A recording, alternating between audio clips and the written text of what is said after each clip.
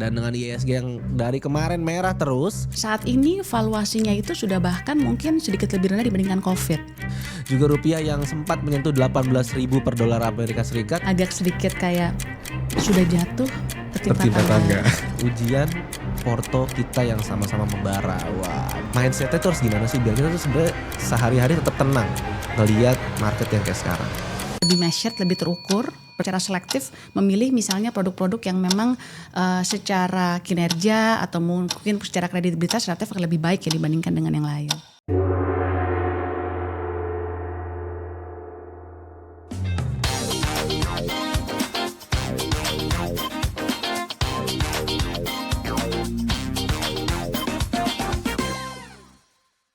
Halo teman Dek, selamat datang kembali di Extra Shot. Ini podcastnya Badan Sekuritas yang fokus menjadi asupan info yang singkat, padat dan tentunya memberikan insight baru buat teman-teman DX dan perjalanan investasinya. Kayak namanya nih, Extra Shot berarti kayak satu shot tambahan kopi ya di pagi hari. Bikin kamu melek dan tambah tahu kira-kira sebenarnya mesti ngapain sih gitu. Nah hari ini barengan saya Handi Andika, kita bakal ngobrol tentang ujiannya kita bersama. Kok ujian bareng? Ujian porto kita yang sama-sama membara. Wah, dan dengan IISG yang dari kemarin merah terus, juga rupiah yang sempat menyentuh 18.000 per dolar Amerika Serikat, ini wajar banget kalau kita sekarang semuanya galau setiap hari. Makan jadi gak enak, kita juga jalan juga jadi pusing gitu ya, buka aplikasi juga jadi jarang. Nah, dan selalu bertanya, nih kapan sih bottomnya? Makanya sekarang kita hadirin satu orang tokoh yang memang bakal kasih tahu kamu strategi investasinya kira-kira harus seperti apa. Kita barengan sama Head of Investment Specialist Eastspring Investment Indonesia, Ibu Krizia Maulana. Halo Bu, apa kabar? Halo, selamat pagi. Selamat pagi, Mbak Krizia aja kali boleh, ya. Boleh. Kan jadi ibu saya. Mbak, sebenarnya nih kalau kita ngomongin market ya, lagi roller coaster gini gitu, narasinya tuh harus mindsetnya tuh harus gimana sih biar kita tuh sebenarnya sehari-hari tetap tenang ngelihat market yang kayak sekarang. Iya, jadi memang kalau kita lihat Mas Andi, memang kondisi yang terjadi saat ini rather spesial gitu ya. Oke. Karena memang kalau kita lihat ini cukup serentak terjadi di berbagai kelas aset. Ya, kita lihat pasar saham, pasar obligasi dan juga nilai tukar sempat mengalami tekanan walaupun skalanya berbeda-beda gitu ya. Nah, jadi kalau kita lihat bagaimana sih semestinya sebagai investor, ya mungkin kalau kita berbicara mengenai pesan bijak, yang pertama itu adalah ya memang kita berusaha sedapat mungkin harus fokus dengan tujuan investasi. Itu kan klise lah ya. Semua orang suka bilang fokus dengan tujuan investasi. Lihat tujuan investasi jangka panjang, tapi karena memang tujuannya itu adalah agar kita itu tidak terlampau terganggu melihat volatilitas jangka pendek. Karena kalau kita lihat kan seperti layaknya ekonomi, pasar finansial pun juga ada siklus ya. Ketika ada siklus dia meningkat, kemudian koreksi, kemudian juga bisa pulih gitu. Jadi memang yang baiknya dilakukan saat ini adalah di tengah kondisi volatilitas tinggi, lalu sudah terjadi koreksi. Koreksi itu kan artinya adalah penyesuaian ekspektasi ya. Kalau misalnya dulu orang memiliki ekspektasi relatif lebih optimis, lebih tinggi, tetapi ternyata dihadapkan dengan beberapa tantangan, kemudian terjadi koreksi, artinya kan ada penyesuaian ekspektasi. Nah, ketika penyesuaian ekspektasi ini terjadi, sebetulnya di sisi lain kita juga melihat ini sebagai peluang. Peluangnya apa? Peluangnya adalah mungkin kita lebih kepada melihat portofolio kita saat ini posisinya seperti apa sih? Gitu ya.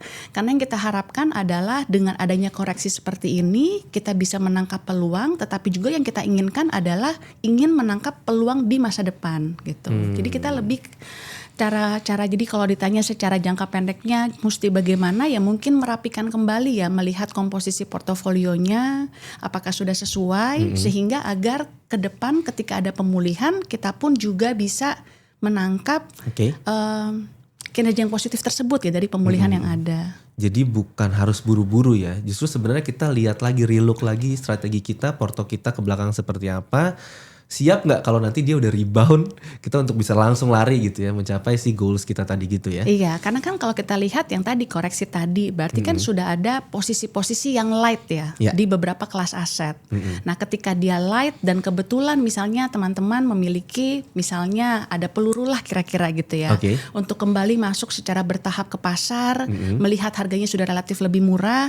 Nah ini kan sebetulnya bisa menjadi peluang. Tetapi jadi catatan adalah karena kondisinya marketnya masih cukup bergejolak, sehingga masuknya pun harus lebih measured ya, harus lebih terukur, harus lebih bertahap. Karena kalau kita lihat kan misalnya saja seperti pasar saham lah contohnya ya. Saat ini valuasinya itu sudah bahkan mungkin sedikit lebih rendah dibandingkan COVID. Jadi kalau kita lihat secara rata-rata 5 tahun, valuasi saat ini bahkan sudah di bawah 2 standar deviasi dari rata-rata 5 tahun saat ini. Kalau kita lihat COVID kan mungkin sekitar 10 kalian. Saat ini pasar saham Indonesia dengan IHSG itu PI-nya itu sekitar 9 sampai 10 kali gitu. Jadi sebetulnya ada peluang, hanya saja tadi masuknya lebih measured kali ya. Iya. Nggak bisa kita bilang kayak dulu tuh kalau sempat ingat Mbak di akhir tahun kemarin, semua bilang taruh mana aja kita bakal naik. Sekarang justru harus lebih sangat hati-hati ya dengan kondisi sekarang ya.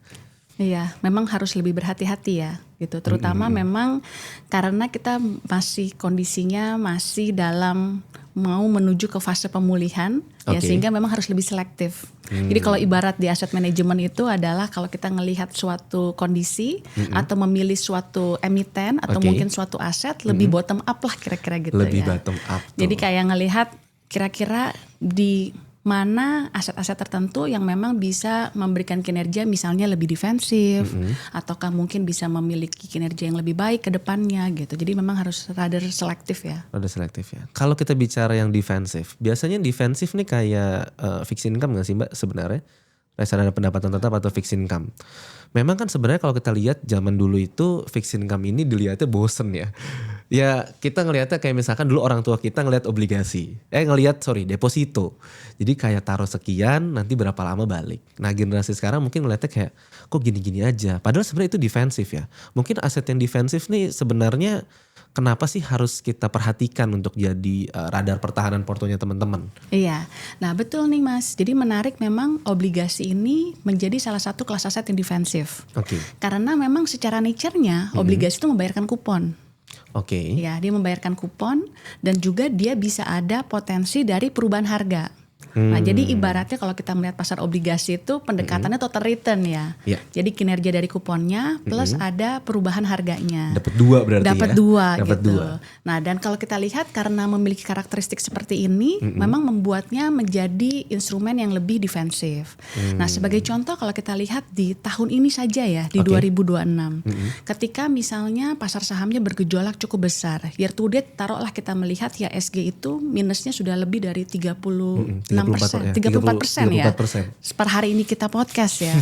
Nah, sementara kalau dari sisi pasar obligasi minusnya itu relatif lebih dikit, sekitar mungkin 2,5% gitu ya. Jauh sekali ya. Jauh sekali gitu ya.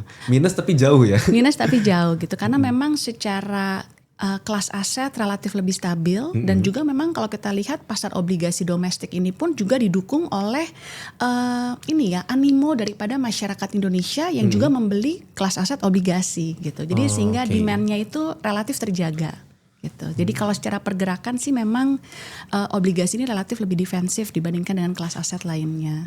Jadi karena orang juga sekarang udah mulai banyak ngerti, dia udah banyak juga yang ke situ. Jadi sebenarnya aman ya, lebih aman ya sebenarnya, lebih tidak volatile juga ya. Iya, relatif lebih aman. Kalau di pasar obligasi, hanya saja memang selama misalnya nilai tukar kita masih bergerak secara volatil, ya tentu ini juga bisa memberikan semacam tekanan tersendiri ya terhadap pasar obligasi.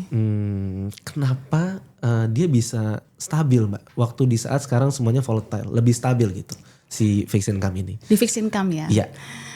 Jadi kalau kita lihat kan memang fixed income ini tadi ya, yang pertama adalah karena secara karakteristik kelas asetnya relatif memang dia ada kupon, ada pergerakan harganya. Jadi memang secara itu satu. Terus kedua, kita melihat bahwa kepemilikan daripada investor domestik di pasar obligasi itu tinggi.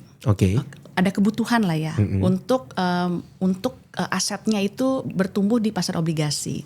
Dan yang ketiga, memang pasar obligasi Indonesia ini sudah jauh berbeda dibandingkan bertahun-tahun yang lalu. Kalau kita masih ngobrol di tahun 2019 ya, kepemilikan daripada investor asing di pasar obligasi itu masih sekitar 40%. Saat ini kepemilikan asing itu sudah jauh lebih rendah. Taruhlah mungkin sekitar 13 atau 14% gitu. Sehingga volatilitas daripada keluar masuknya arus dana di pasar obligasi pun relatif lebih terjaga. Walaupun memang kalau kita lihat di tahun ini masih ada foreign outflow sih di pasar obligasi, tapi relatif lebih terjaga. Nah yang keempat, kalau kita lihat memang ada juga intervensi yang dilakukan oleh Bank Indonesia dan juga oleh pemerintah ya untuk menjaga stabilitas di pasar obligasi. Sehingga setidaknya 4 hal inilah yang membuat mengapa pasar obligasi di tahun ini relatif juga bergeraknya relatif lebih stabil gitu. Oke, jadi ada 4 hal tadi ya sebenarnya. Kalau kita bicara obligasi nih Mbak, apa yang sebenarnya membedakan antara instrumen obligasi biasa sama reksadana pendapatan tetap atau fixed income gitu? Itu kan gabungannya. Apa yang bikin mungkin kita mungkin akan lebih gampang mengerti si reksadana pendapatan tetap? Karena kalau obligasi kan kita nih mungkin ada beberapa teman-teman DX yang bingung beli perusahaan apa ya, obligasi negara yang mana ya, modalnya berapa ya. Tapi sementara mungkin ada instrumen kayak reksadana pendapatan tetap yang isinya kan fixed income itu. Apa sih kira-kira yang bikin beda dan menarik sebenarnya? Yang bikin beda itu setidaknya adalah kalau kita beli di reksadana obligasi, jadi kan kita mengetahui konsep mengenai don't put your egg on the same basket gitu ya kira-kira. Jadi memang dalam satu portofolio obligasi itu memiliki banyak underlying. Nah underlying dari aset obligasi tersebut pun juga macam-macam nih. Ada yang obligasinya pemerintah SBN, ada yang obligasinya korporasi. Lalu kemudian juga memiliki tenor yang berbeda. Jadi ada kita bucket di tenor yang pendek, tenor yang menengah, tenor yang panjang. Nah jadi sebetulnya ide dari reksadana obligasi itu adalah setidaknya kinerjanya itu diharapkan lebih optimal. Dalam arti pergerakan volatilitasnya pun jadi lebih tersebar ya secara resiko, nggak hanya di salah satu tenor atau seri tertentu.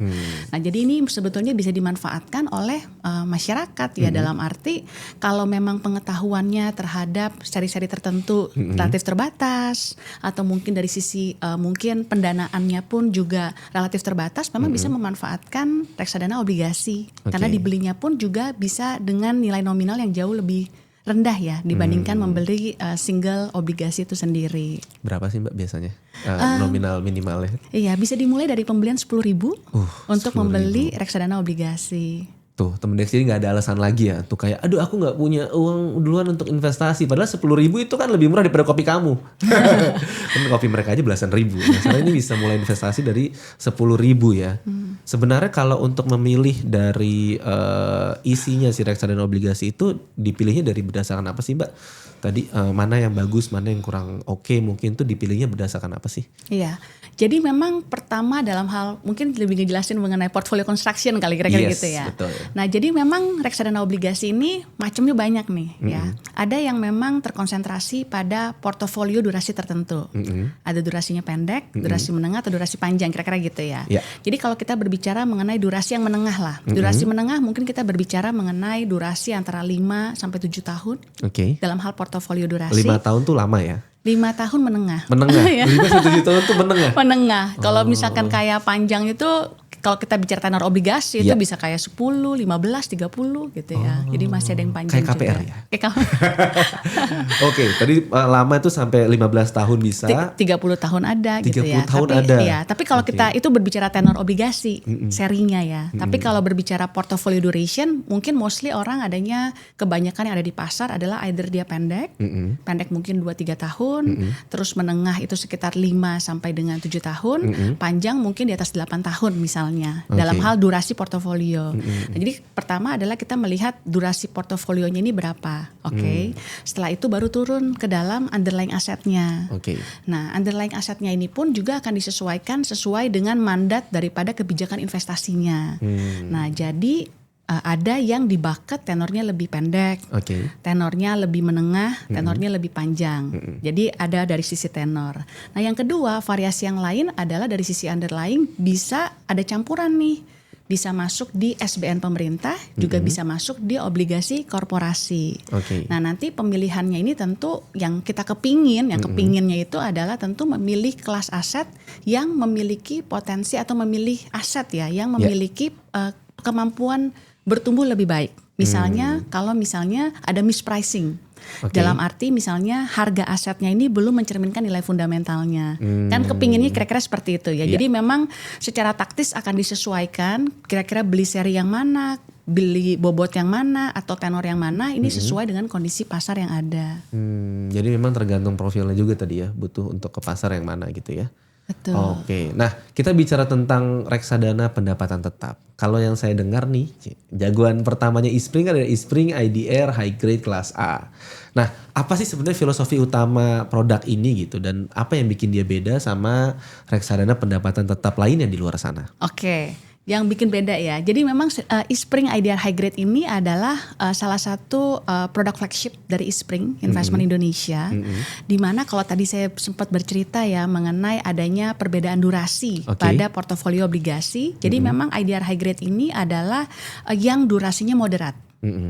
Kira-kira pergerakan durasinya itu antara 5 sampai dengan 6 tahun. Oke. Ya, nah jadi memang seperti itu segmennya. Nah jadi kalau tanya bedanya apa? Yang pertama adalah kita menggunakan kayak strategic duration sama yield curve positioning. Agak kedengaran agak belibet ya. Gak apa-apa. Gak apa-apa ya. Nah jadi kalau strategic duration kita tuh yang durasi moderat. Oke. Tadi antara 5 sampai dengan 6 tahun. Nah yield curve positioning itu apa sih gitu ya. Jadi ceritanya obligasi itu juga punya kurvanya. Oke. Ya, kurvanya itu dilihat antara tenornya sama imbal hasilnya. Ya. Jadi setiap tenor 1 tahun, 3 tahun, 5 tahun, 7 tahun, 10 tahun tuh ada yield curve-nya, ada kurva imbal hasilnya. Nah jadi tentu yang tadi ya salah satunya apa sih mengapa kita pergi ke manajer investasi? Tentu adalah kita kepingin ada orang yang lebih profesional, memilih emiten atau memilih memilih aset yang relatif yang dirasa memiliki nilai yang lebih baik lah kira-kira kita gitu ya. Kita gak usah mikirin lagi lah pokoknya, kita terima jadi aja. Terima jadi, betul. Nah jadi kalau seperti sekarang misalnya, sekarang tuh menarik kurva imbal hasil saat ini. Dimana kalau kita lihat kurva imbal hasilnya itu flatten and then rather inverted. Di yang tenor-tenor seperti misalnya 6, 7, 8, 9, 10, 11, 12 tuh radar inverted.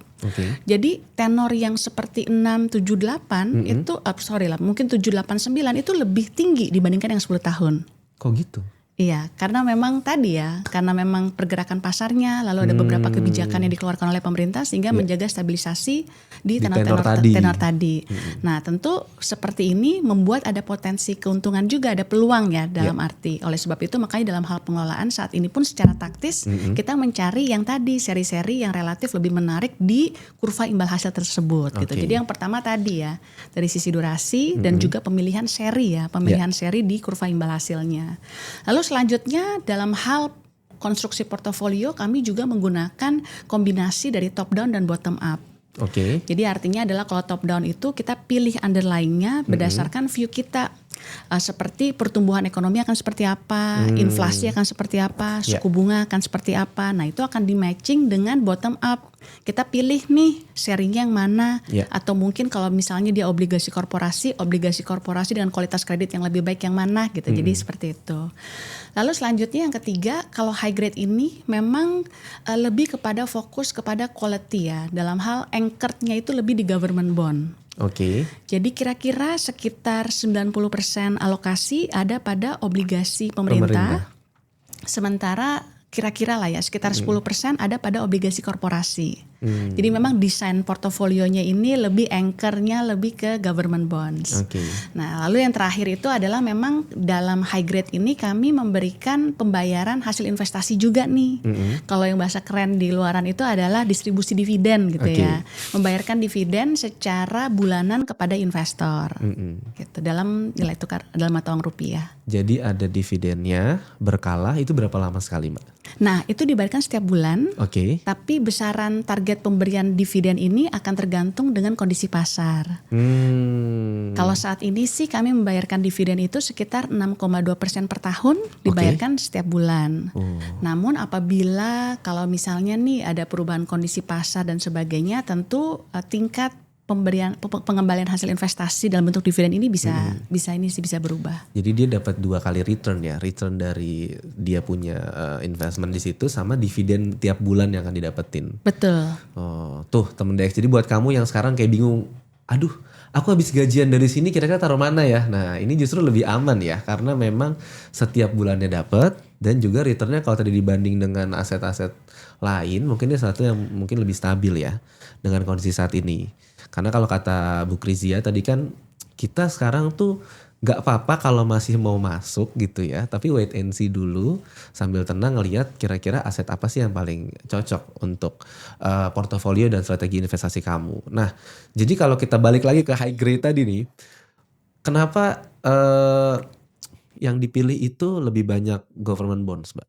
Iya, karena memang kalau dari sisi kami di Spring, kita tuh memang melakukan semacam diferensiasi produk lah ya yang Oke. ditawarkan. Jadi mungkin kalau di Spring sendiri kita pun ada memang reksadana obligasi yang lebih baik di obligasi korporasi. Terus kemudian kalau jadi lebih besar lah dibandingkan dengan high obligasinya. grade. Nah, sebagai pembeda kami pun juga memiliki high grade nih yang memang obligasi korporasinya relatif lebih minim, lebih sedikit. Nah, sebetulnya salah satu daripada keunggulan obligasi pemerintah yang tentu dari sisi likuiditas. Ya, karena dia lebih liquid. Lalu kemudian apabila juga memang ada perubahan dalam sisi strategi investasi, misalnya durasi berubah, ini juga memang bisa dicairkan, maksudnya secara lebih liquid lah ya untuk merubah kondisi sesuai, merubah durasi portofolio sesuai dengan kondisi pasar. Dia kalau fixed income itu pergantian portofolionya Mbak itu berapa lama sekali sih diceknya, atau memang setahun akan tetap sama atau seperti apa? Nah, kalau dalam hal rebalancing atau mungkin dalam hal melihat bagaimana sih perubahan emiten itu bisa terjadi setiap saat sih.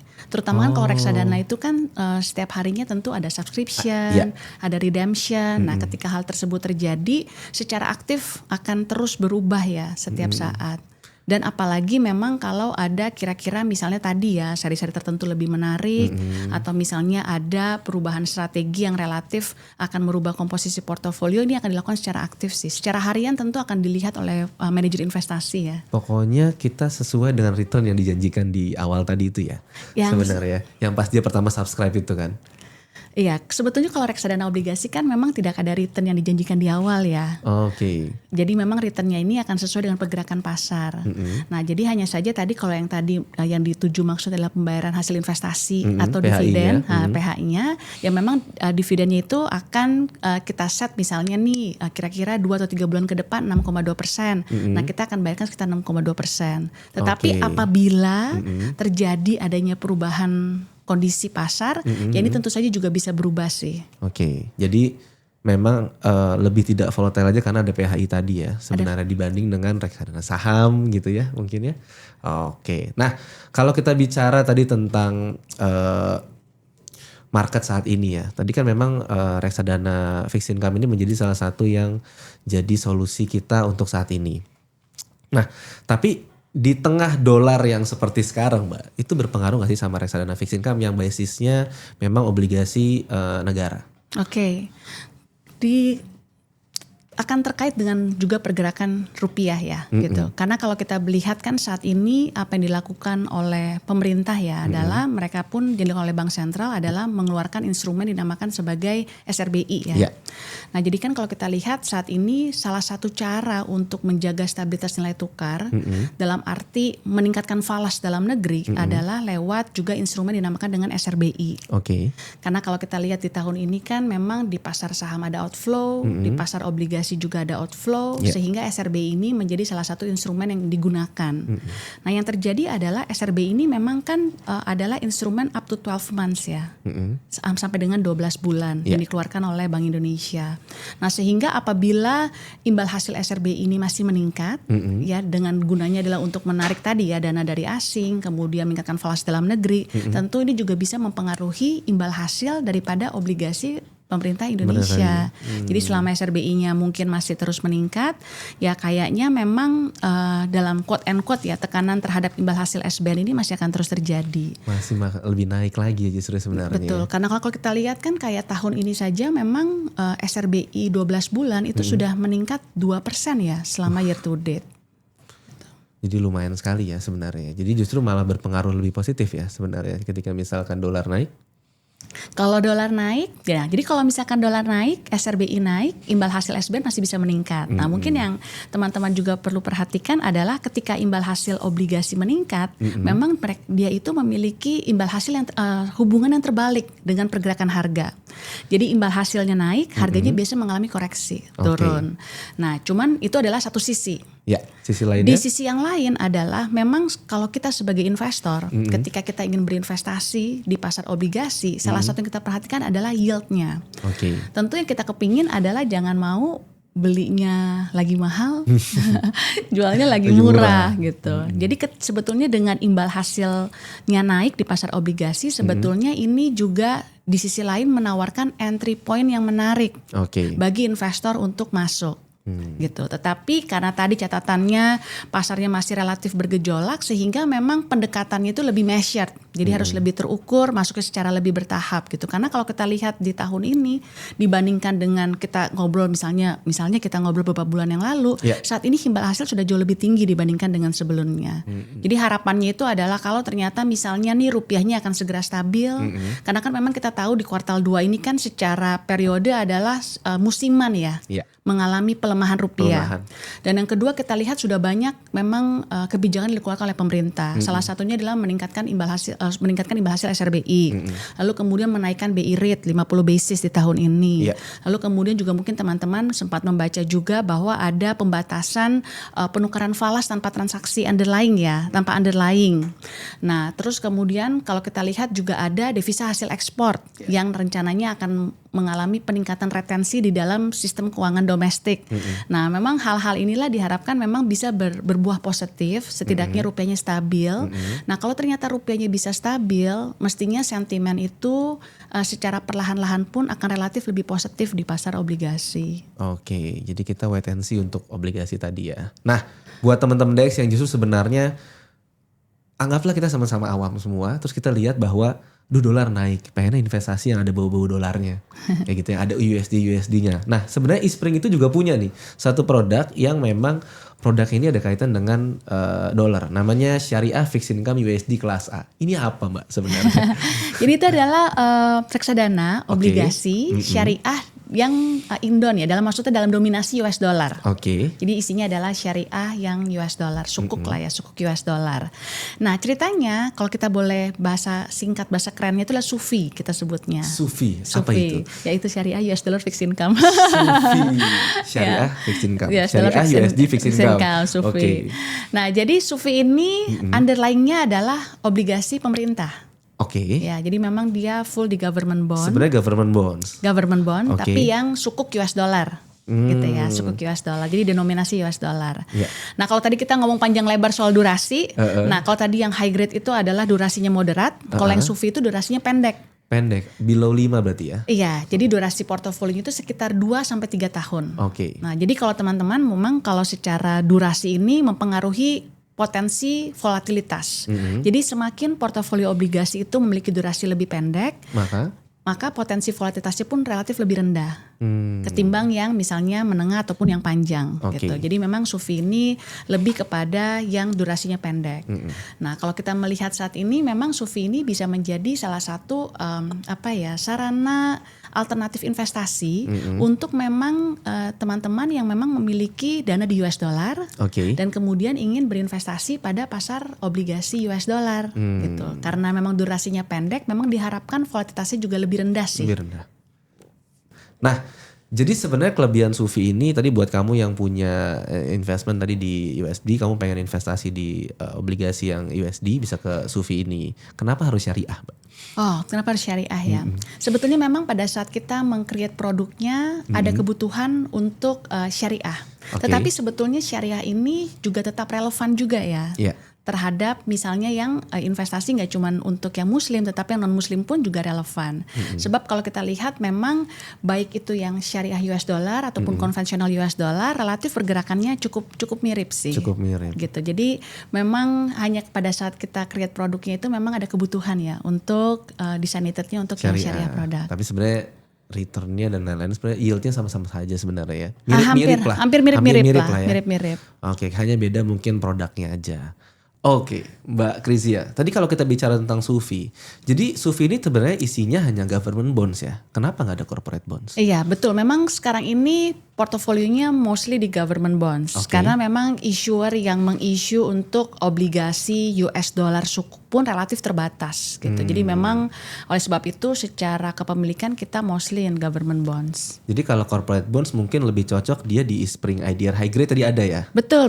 Nah jadi kalau di IDR High Grade itu kira-kira obligasi korporasi tadi seperti saya sampaikan kira-kira 10% lah gitu. Dan memang kita pengen ke depannya sih kalau ternyata ada yang menarik secara aset-asetnya kita memang pengen naikin. Mungkin ke arah let's say 15-20%. Oke, kalau bicara obligasi korporasi kan sebenarnya orang pasti simpel melihatnya bahwa perusahaan itu belum tentu solid, right? Dia bisa jadi mungkin gagal bayar. Sebenarnya ngelihatnya dari mana sih Mbak klasifikasi corporate bonds yang baik itu seperti apa gitu? Oke, jadi memang untuk obligasi korporasi ini kita pun juga punya tim sendiri ya di Spring yang memang untuk melihat kualitas kredit dari masing-masing emiten. Nah jadi memang kita melihat nih kira-kira perusahaan ini selain memang kita melihat daripada ratingnya dari lembaga pemeringkat di yang luar atau yang lain, kita pun juga ada analisa secara internal kreditnya seperti apa. Nah kita lihat nih misalnya perusahaan tersebut arus kasnya seperti apa. Lalu kemudian bagaimana cara mereka membayar kewajibannya. Lalu kemudian kita juga ngelihat apakah dia punya tingkat likuiditasnya akan seperti apa dan juga posisi pertumbuhan bisnisnya baik dari perusahaan itu sendiri ataupun industri akan seperti apa.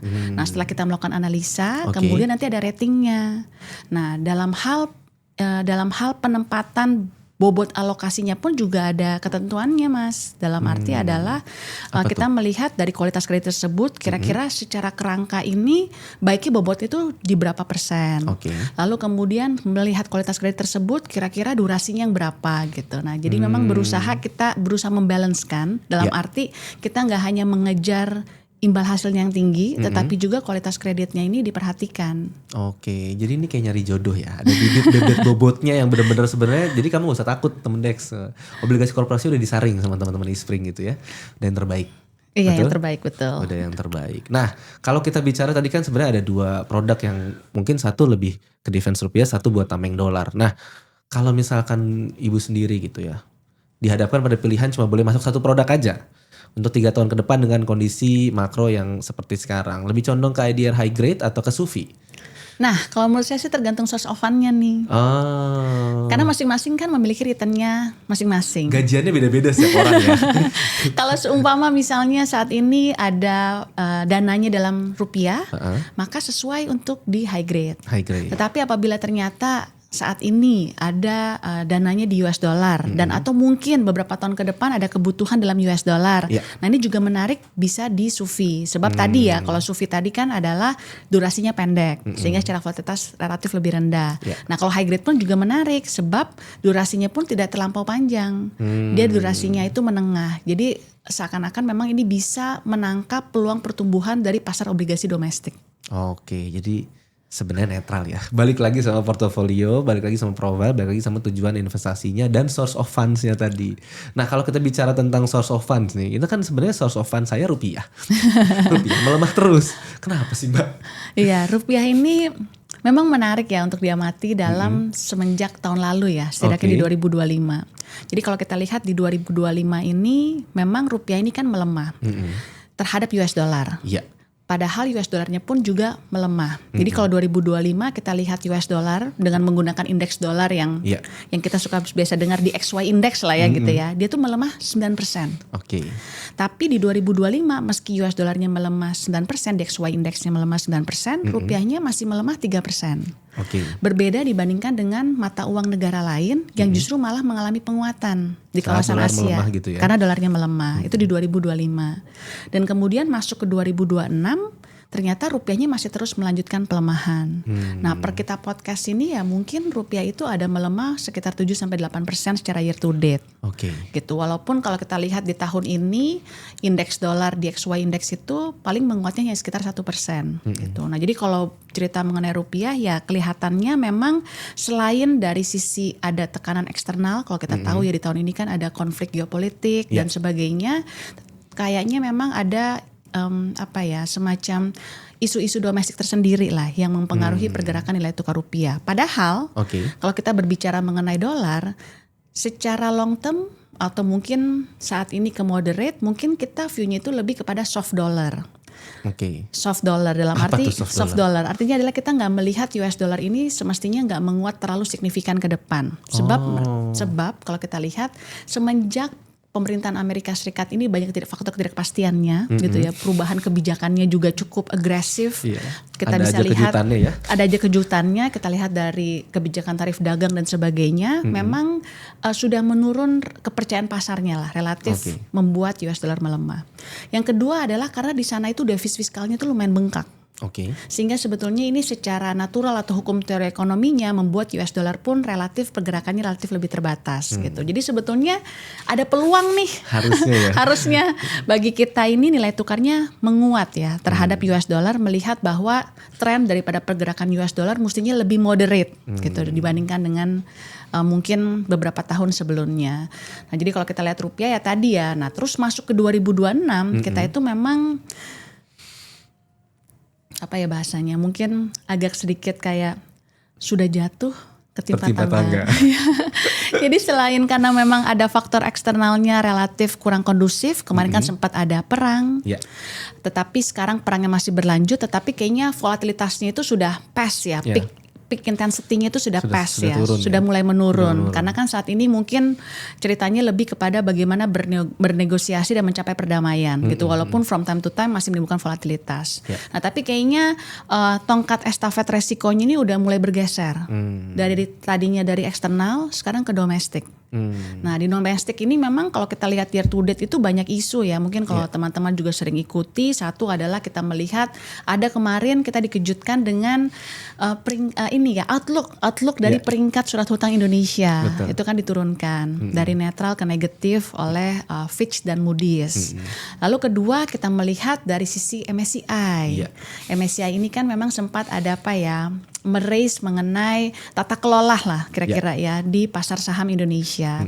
Nah, jadi beberapa hal ini dan beberapa kebijakan misalnya pemerintah yang memang dirasa mungkin cukup mengejutkan lah oleh pasar. Nah, ini kan menyebabkan juga semacam tekanan lah ya terhadap nilai tukar dalam hal apa? Dalam hal misalnya adanya portfolio outflow gitu. Nah, kalau kita lihat kan memang salah satu misalnya kalau teman-teman yang apalagi yang mengikuti di pasar saham kan yang dinantikan kemarin itu adalah MSCI announcement ya, terutama di akhir bulan Mei. Nah, 2 bulan menjelang MSCI announcement itu kan foreign outflow itu udah gede banget di pasar. Luar biasa. Pasar saham ya, luar biasa ya. Luar biasa. Jadi kalau kita lihat year to date mungkin pasar saham itu ada outflow 54 triliun. Setengahnya itu keluar dalam 2 bulan terakhir. Gitu. Jadi memang kelihatan. Nah, sebetulnya kan ini tadi yang kita ngomong soal penyesuaian ekspektasi. Sebetulnya kan sekarang sudah mulai quote and quote riset dari ekspektasi yang mungkin lebih sesuai dengan kondisi yang ada gitu ya. Nah, makanya memang kedepannya gitu going forward, apalagi setelah memang sudah terlewati musim daripada permintaan falas yang tinggi, karena kan kalau kita lihat di kuartal 2 itu ada musim daripada pembayaran dividen, repatriasi dividen, lalu kemudian juga musim haji gitu ya. Sehingga permintaan falas pun meningkat. Nah, harapannya ke depan memang tekanan terhadap rupiah ini lebih termoderasi. Harapannya seperti itu. Plus memang implementasi kebijakan yang tadi kita sempat sebutkan, misalnya beberapa hal yang dilakukan pemerintah untuk meningkatkan falas dalam negeri itu juga relatif berhasil. Kita harapkan memang tekanan terhadap rupiah ini pun juga akan segera mereda sih gitu. Tetapi sekarang mungkin kalau kita ngeliat rupiah masih working in progress kali ya. Iya. Mungkin masih belum waktunya aja. Kalau kita bicara ya tadi kalau Mbak Krizia kan bilang dari awal sebenarnya kita harus melihat ini sebenarnya lebih netral dan mungkin lebih measure aja ya. Waktunya sekarang mungkin untuk relook kembali strateginya, portofolionya gitu ya. Kira-kira golden goose-nya berikutnya apa sih biar kita bisa siap untuk menangkap peluang. Tadi kan ada 2 produk yang mungkin bisa jadi salah satu solusi teman-teman. Untuk nanti kalau udah grafiknya mulai naik dikit lagi gitu udah siap untuk bisa terbang menuju investment goal-nya teman-teman gitu. Nah, mungkin kalau tadi di IDR high grade ini teman-teman bisa langsung beli di Bahana di X-Trade.